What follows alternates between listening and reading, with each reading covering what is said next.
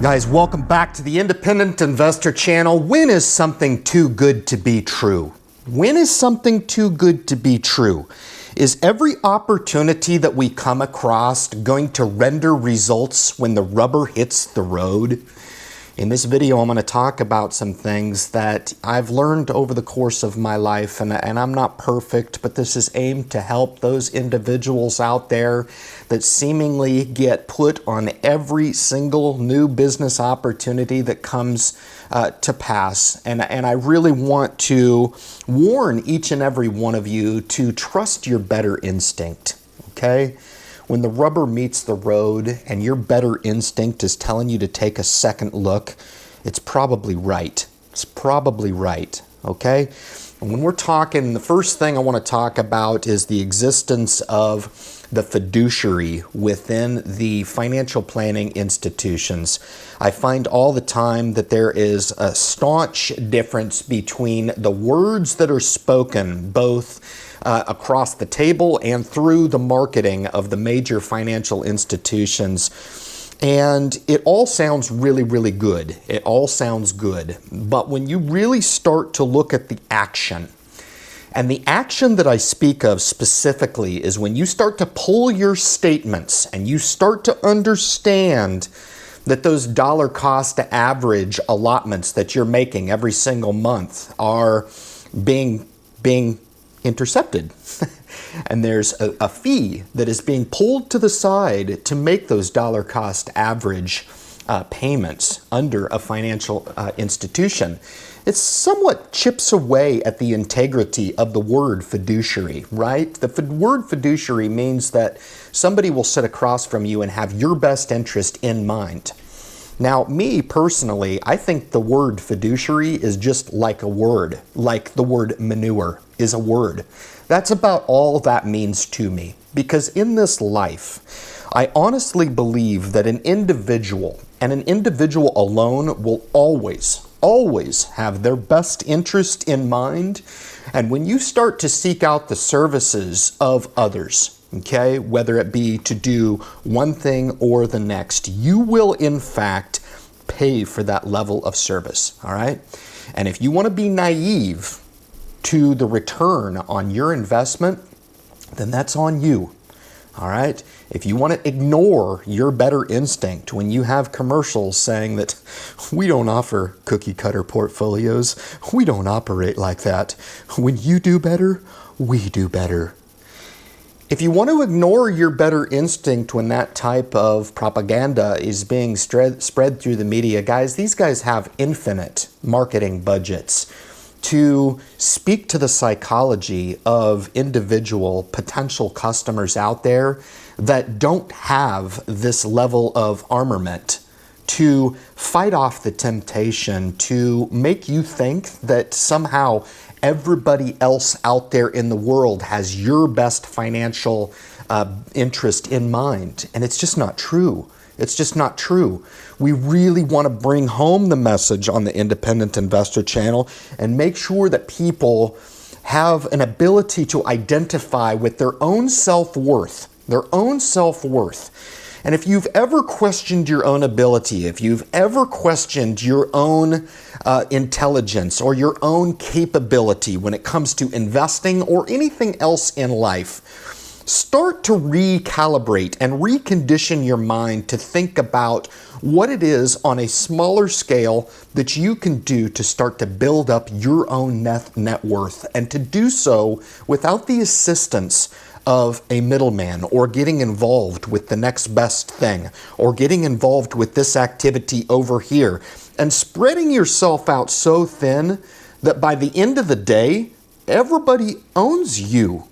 You're owned by your financial institution. You're owned by the Grant Cardones of the world, and you're owned by every opportunity that comes across. You're owned by these little things that consume you, these debt payments, these sunken costs that you think that you have to have, these depreciating assets. And when people really start to look at their program, how much of your own program do you actually own? Right? The answers might scare you. All right? The next thing I want to talk about are the hidden fees within the investing opportunity, okay? So many people want to justify the importance of going in and talking to a financial planner in a suit and tie. They want to have the importance of reputation. They have $1 trillion in assets under management, Ryan. They must be good, right? They've been investing for clients for over 100 years. They're like a rock. They want to have an office that they want to go and they want to sit down with a financial planner with a nice oak desk and a fake plant in the corner. And that somehow gives them the air of confidence that somehow what they're doing is correct. All that facade set aside for just a second, and we actually measure when the rubber hits the road and we start to understand what it is the real impact of the services that are being provided. You start to look at the real impact, and the real impact is dollars in your pocket. However much you thought that you were going to make by entering into that relationship, as opposed to what you're looking at. And a lot of people don't want to admit that they've made a mistake. A lot of people don't want to admit it. Me, for one, I have no problem. I have a plethora of mistakes in my history. That's why a lot of people tune into my message, because I'm very, very real and very, very open about not being afraid to take a shot, not being afraid to put a little risk on the table, but also to acknowledge, hey man, maybe this decision that I made really wasn't the best. Maybe it didn't have my best interest in mind. And there's been a few of those decisions that have been made that have rendered some real successes, which is the epitome of why I do the Independent Investor channel. There would be no way at all that I would ever justify coming on and talking to an audience over social media if I didn't feel like my program works. When the rubber hits the road, what is the result of those actions? What is the result of becoming a self-directed investor? What is the result of going in with a financial planner? All right. The third thing I want to talk about is what it means to be a professional. Does it give you some sort of strategic advantage? Okay. And again, it comes back to my point about always focusing on results, results, results. And I want to premise this a little bit. I can look at results and look at it with a lens or through a prism of perspective and say, yeah, you're not really seeing what I'm seeing here. I don't really think this is that good. And I find this mistake all the time, is that because they're with a professional realtor, because they're with a real estate professional, because these properties are located in such a good location, because this opportunity is so good on paper, that the results must come forth as a byproduct of this person being a professional. They're going to give me this strategic advantage because this person is a professional. I think we need to stop separating who in this life we consider professionals. I really think we need to start to not separate who we think are professionals and who are those people who somehow seemingly don't have the opportunity to succeed in this life. We really need to continue to further the dialogue in identifying people's own self-worth and building that self-worth up and building that self-worth up to make them capable of identifying where in their life they can improve upon, whether it be spiritual, dietary, exercise, health and fitness, family, relationships, and yes, investing. Okay? Why is it that in all of these cases that I just named, you've got to have a yoga instructor, you've got to pay to go to a gym, you've got to pay a professional to manage your finances, you've got to pay a professional to do this, a nutritionist, a this, a that. We pay out all of these different things when in fact sometimes we need to look at those expenditures that we have and stop relying so much on everybody else and start to identify those things that you can rely on yourself for, all right? If you're relying so much on those professionals to provide you a strategic advantage, I really think you need to look at the results and the byproduct of entering into those agreements, right? And truly questioning whether or not the real results are being rendered when the rubber meets the road. All right? Number 4, when the myth is compared against the reality. This is a key, okay? In marketing, and this is a reason why marketing works, okay? The myth is such that when you do better, we do better, all right? We don't sell cookie cutter portfolios, right? And you have to speak in the right voice, the soft voice, to put you at ease, to make sure that you understand that the myth is more important than the reality, right?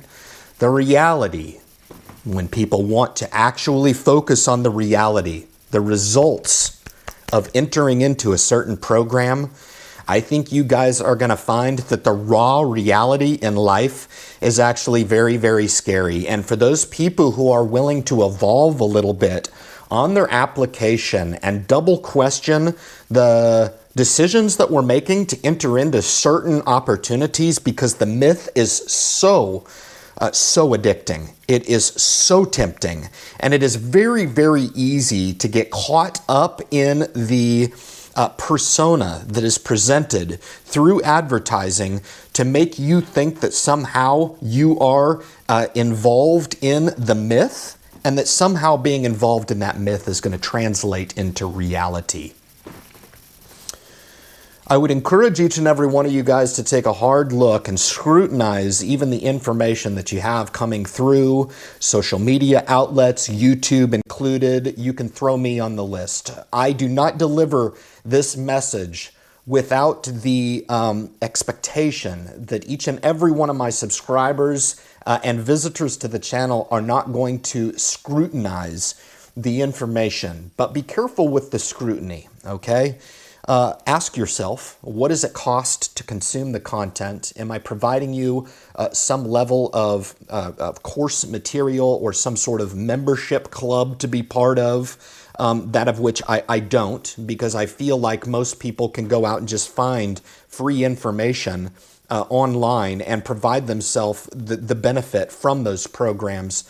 But you want to scrutinize the information. Maybe always understand where somebody is coming from with maybe a potential agenda, and ask yourself, what does this mean for me? If you're getting entertainment value out of it, great, so be it.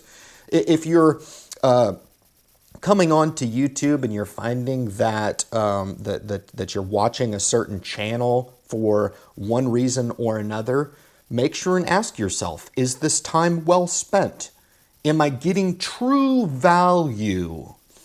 Does the myth outweigh the reality on the results that are rendered from me consuming content like this and spending my time in this way? Be truthful with yourself. What does this mean for me? What am I getting out of this? What does this mean for me? Be a little greedy, okay? And the last thing I'll mention on this video as we start to wrap it up is I find all too often that people are guilty of breaking this cardinal rule, and that is trusting others as opposed to trusting themselves. Trusting themselves. And I think there's a lot of great people out there that are way too gullible and way too susceptible to the temptations of certain opportunities as they're being presented. And I really think, to come back to the top of what I mentioned, to trust your inner strength, trust your instinct. Your instinct will tell you, hey, should I be trusting this opportunity? What is this going to cost me? And that's the key. If you're being asked to reach into your pocketbook and contribute to a certain program, you always want to make sure, because at that time, you don't have any reality. At that decision point, you're only trusting the myth, really, okay? Being provided statistics of a certain opportunity don't mean squat to me until that automatic dollars and cents hits my bank account, which is what I talk about all the time as being the bottom line. How does it affect my bottom line? I could really care less about all the fluff in between. I could really care less about all the things you're doing to do what it is that you do. How does it affect me? How does it affect my bottom line? How is it that this is rendering results when the rubber hits the road? And I think all of you guys would be so much better off if you would just trust yourself as opposed to putting a lot of your trust in other people. Guys, thank you so much for tuning into the message. You want to continue to hit the subscribe button for me. Leave your comments at the bottom of this video and share the message with anybody out there that you know can benefit from this information, guys, and help them render proper business decisions. Guys, in business, there is no emotion, all right? And when the rubber meets the road, that can really, really help you identify when an opportunity is worth pursuing and when an opportunity is probably worth passing on. Guys, thank you so much for tuning into this video, and good luck in your investment future.